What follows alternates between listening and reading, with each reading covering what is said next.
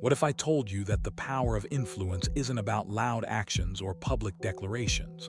What if I told you that the most influential people in the world are the ones who don't chase attention, but command it effortlessly? Let's dive into the silent, yet powerful forces that shape culture.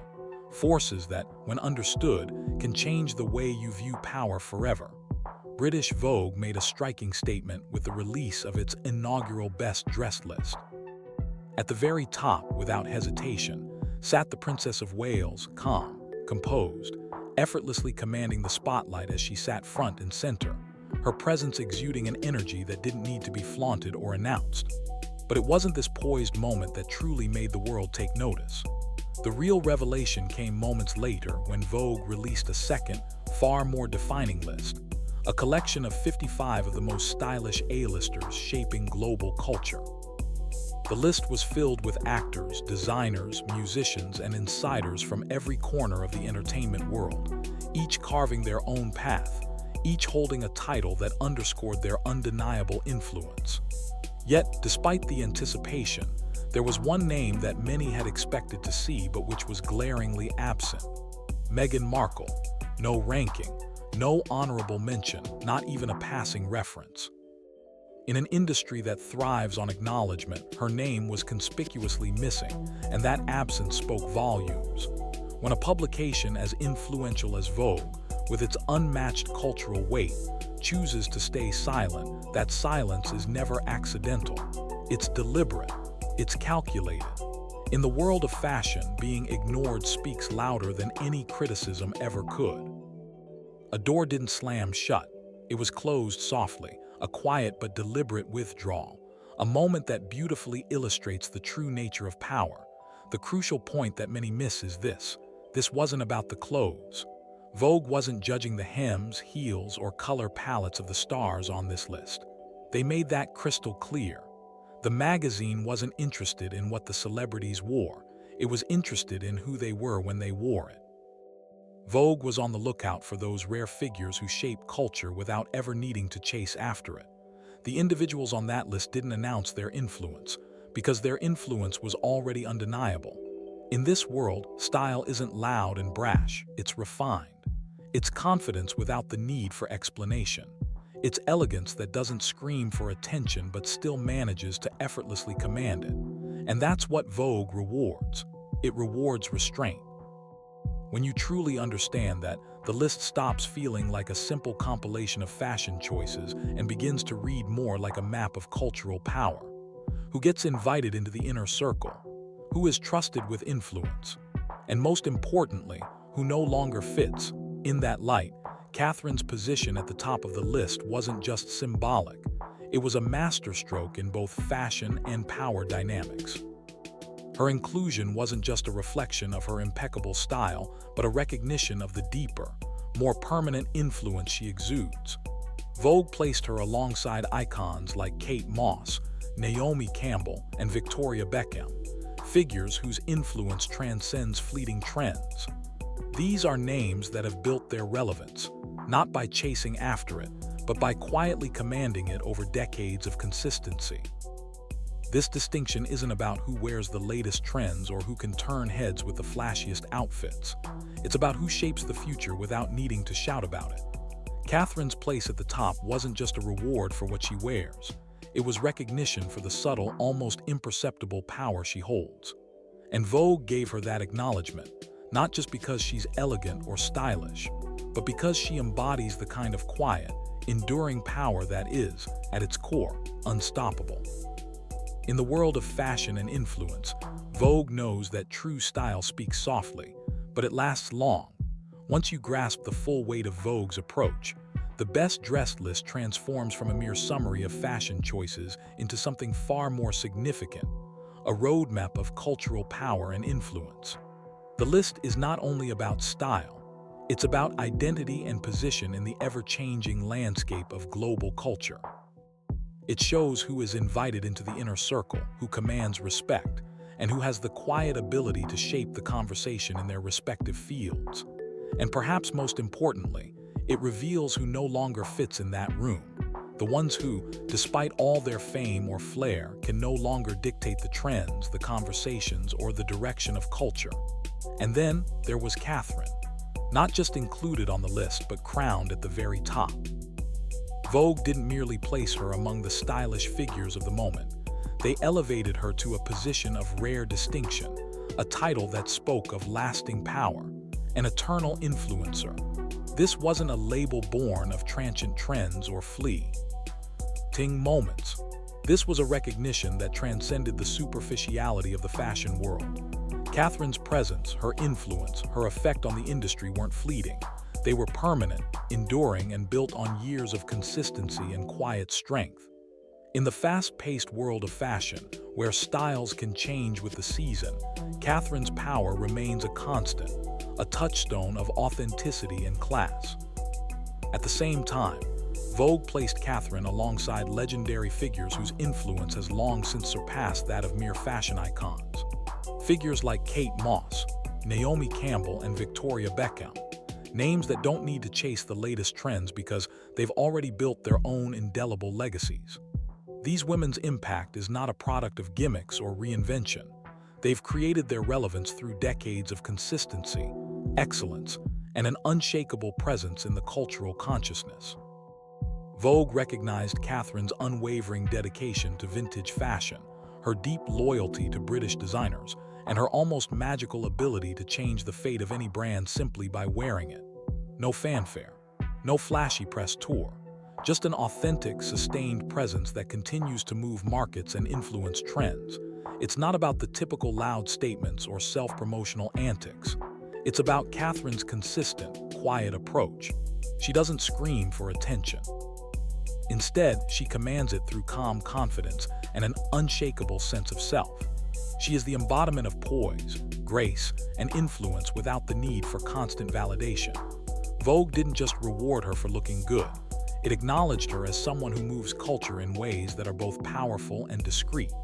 She represents the future of influence in a world that values substance over show, depth over surface.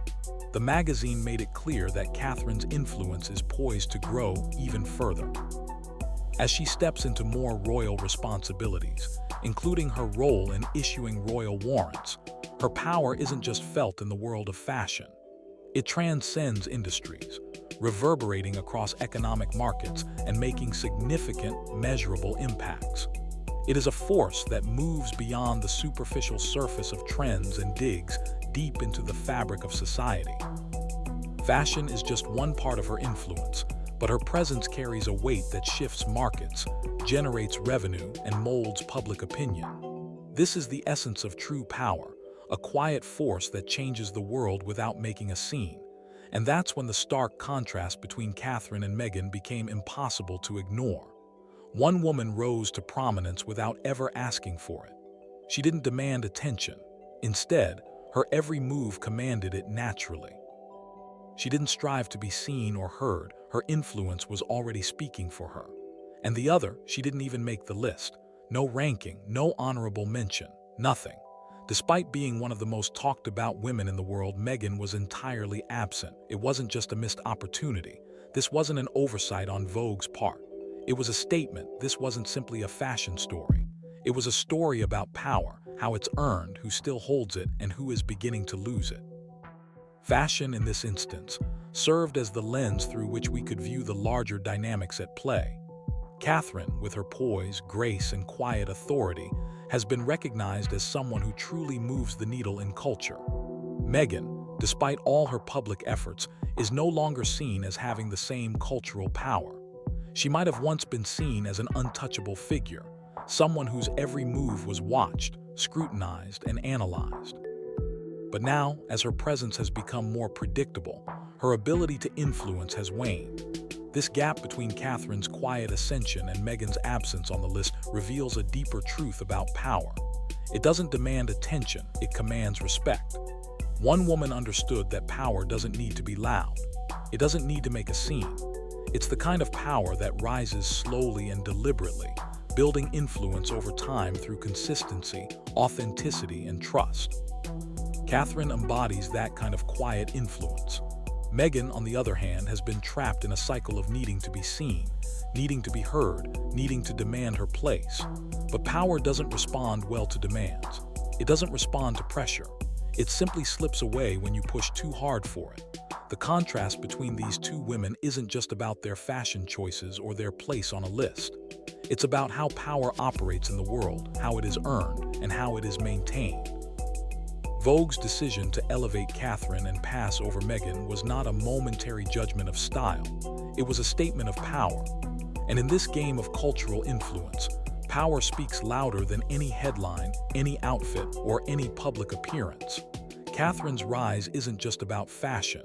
It's about understanding how to move within systems, how to build influence slowly, and how to maintain relevance without ever needing to force it. Meghan, on the other hand, has been caught in a cycle of seeking validation, of pushing for visibility, of demanding that the world see her.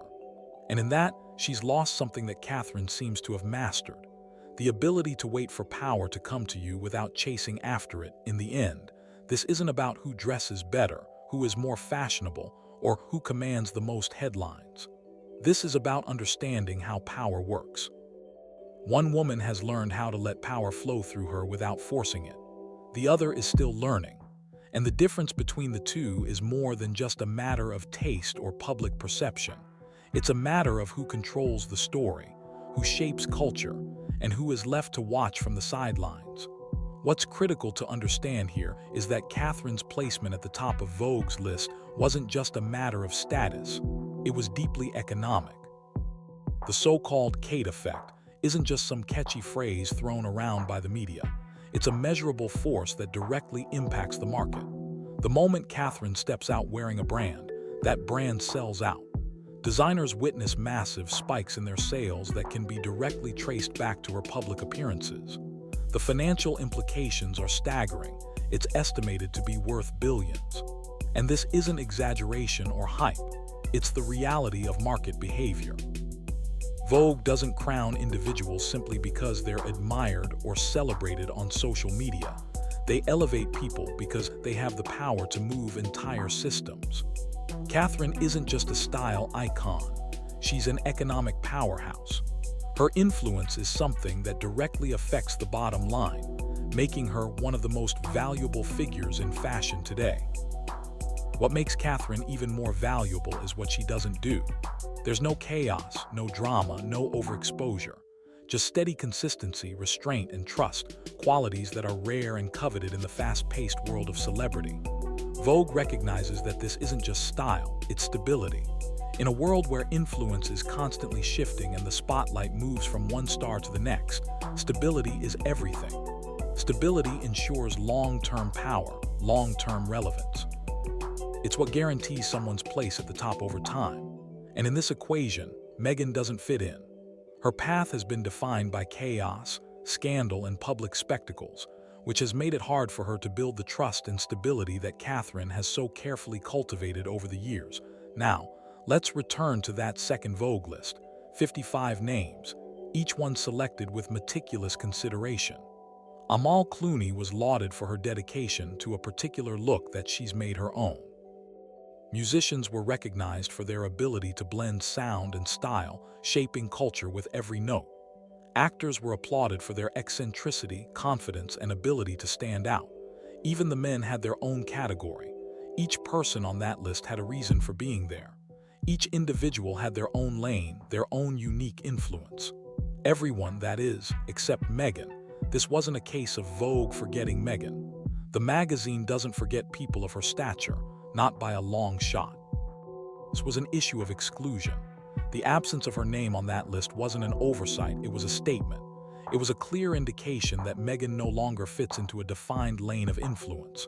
In elite circles like this, lists aren't about popularity contests, they are about definition. They ask the question, what do you represent?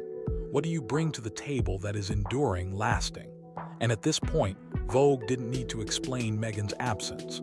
Silence, in this case, was the answer. And that silence was loud, deafening even. Sources close to Meghan's camp later revealed that she didn't wait for an invitation back into Vogue's pages. Instead, she sent a demand. A request for a full-feature, major placement, creative control, approval over her images, quotes, and narrative. She wasn't seeking collaboration, she was seeking command. She wanted control over her story, the direction of her image, and the narrative surrounding her. And this is where the line was drawn. Vogue works with powerful women every day. But there is one rule they don't break: Vogue controls the story. No one dictates editorial authority, not even global icons. Meghan's request wasn't just ambitious, it felt entitled. She wanted to control the narrative, and Vogue doesn't respond well to entitlement. The magazine isn't in the business of image rehabilitation. Vogue doesn't rescue reputations or lend a hand to those trying to rebuild their public image. It protects its own. So when faced with someone whose public image had become divisive and who demanded control instead of fostering trust, Vogue did what it has always done in such moments. It declined, politely, quietly, firmly. And in the fashion world, a polite no can be far louder than any public rejection. It's the sound of influence slipping away. Meghan may have reached out, but the door she hoped to open remained firmly shut, and in that silence, her influence began to fade. In the world of fashion, the power to shape culture is earned quietly. It's built over time, through restraint, authenticity, and consistency. Power isn't something that can be forced into being. It's something that emerges naturally without begging for attention. And in the end, Meghan's demand for control, rather than trust, has led her to the realization that power doesn't respond well to pressure. The door she wanted to open has closed, not with a bang, but with a quiet and deliberate silence. And in that silence, the true power dynamics become clear. There was a time when Meghan's presence was undeniably magnetic, fresh, authentic, almost untouchable. She stood out in a world of royalty and celebrities, combining regal charm with a modern, almost rebellious edge. It was a combination that made her feel uniquely positioned in the global spotlight. But as we all know, mystique is fragile. It's an aura that can be easily diminished, especially when it's overexposed. And once that mystique starts to fade, it becomes incredibly difficult to reclaim. In the elite circles of fashion, media, and power, overexposure doesn't necessarily increase visibility. It has the opposite effect. It leads to erosion.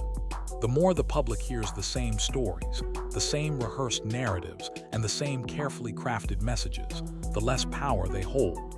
It's as if the story that once felt new and captivating becomes diluted, losing its edge and its ability to resonate.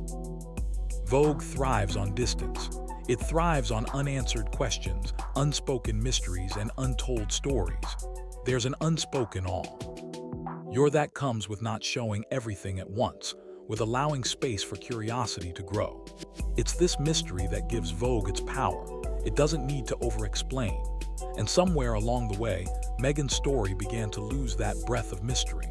Each appearance felt more and more like it was part of a calculated strategy. Every gesture, every smile, every word seemed designed to convey a message, rather than simply existing as an expression of herself. The magic of spontaneity was replaced by the predictability of a rehearsed narrative. And when every moment is meticulously calculated, it strips away the raw authenticity that originally captivated people. Fashion doesn't reward visible effort. It rewards the subtle, the unseen. The quiet strength that is woven into every step, the restraint that carries with it an unspoken authority. It's the invisible effort, the kind that doesn't need to be shown off, that creates lasting impact.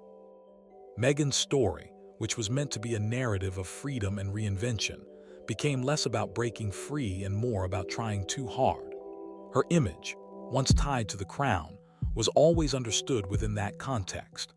The power and influence she once held were inextricably connected to her royal status. Once she chose to step away from that, however, it became clear that every move she made required more effort, but without the same return on that investment. Each appearance, each calculated statement felt like it was asking for something: attention, validation, relevance, rather than effortlessly commanding it. And this is where the story moves beyond fashion and delves into something much more profound: the true nature of influence and power. Attention is loud, it trends, it spikes, it gets moments of brilliance, but it also fades just as quickly. Attention is fleeting. Favor, however, is quiet. It doesn't announce itself to the world. It doesn't need to. Favor has a subtle, enduring quality to it. It lingers in the background, quietly deciding outcomes. And this is where the true difference lies between Meghan and Catherine. Institutions like Vogue and the monarchy don't chase after attention. They protect favor. And that's why silence from Vogue matters. Silence is their way of saying, without saying a word, that Meghan no longer fits within the framework of cultural relevance they uphold. It's not an outright rejection. It's not loud. It's simply a quiet withdrawal of access. When Meghan's absence from the Vogue list was noticed, it wasn't because she had been forgotten. Vogue doesn't forget people of her stature. Rather, it was because the Vogue brand understands something that many don't. True influence doesn't demand to be seen. It doesn't scream for the spotlight. It's content in letting others notice it at their own pace. Catherine embodies this kind of influence. Her power is quiet. Her movements are deliberate, measured, and not clouded by the need for constant validation. She is comfortable in her place within the power structures around her, knowing that the influence she exerts is real, undeniable, and lasting. The contrast with Meghan's situation couldn't be clearer. Her path, by contrast, has been marked by public spectacle and drama, a constant need to be seen and heard. And while visibility can grant short-term attention, it can also erode long-term influence if it isn't carefully managed. Every time Meghan steps into the public eye, it feels like a moment calculated for maximum impact. Her image, which once felt untouchable and intriguing, has become predictable. People can guess what she'll say or do next, and in the world of media and fashion, predictability leads to a loss of intrigue. The public, once fascinated by her, begins to grow weary. The fascination wanes as the predictability sets in. This is a painful truth, but it's one that has shaped Meghan's narrative. Her struggle is not one of talent or ambition, though she has an abundance. Her struggle is one of positioning. She stepped away from the very systems that elevated her, and in doing so, lost the favor she once enjoyed. The moment she stepped outside those structures, the attention she garnered became more about seeking relevance rather than naturally earning it. The harder she tried, the more evident it became that power doesn't respond well to pressure. Without favor, doors don't slam shut with a dramatic force. They simply stop opening. And that's the real crux of the story. Influence doesn't disappear overnight. It shifts. It settles. It finds new homes where it is nurtured and respected. And right now, it's clear where the true power lies. Catherine's influence continues to grow because it aligns with systems that move slowly and deliberately, systems that value stability over chaos, consistency over spectacle. This isn't an ending, it's a recalibration. The true question isn't about who Vogue crowned this time, but who will understand the lesson before the next door closes, quietly without fa. And fair, because in the end, power doesn't need to argue or force its presence. It doesn't need to shout. It waits, and those who understand the quiet strength of patience, the power of restraint, and the value of favor over attention will be the ones who shape the future. The rest will find themselves waiting for doors that will never open again. So, what do you think about the way power and influence are shaped in the silent spaces between the noise? Do you believe Meghan has lost her place in the cultural conversation, or is there a way back? Comment below and let me know your thoughts. And if you found this insight into the subtle dynamics of power intriguing, don't forget to like, share, and subscribe for more deep dives into how the world of fashion and influence really works. Stay tuned, because the next story is even more shocking.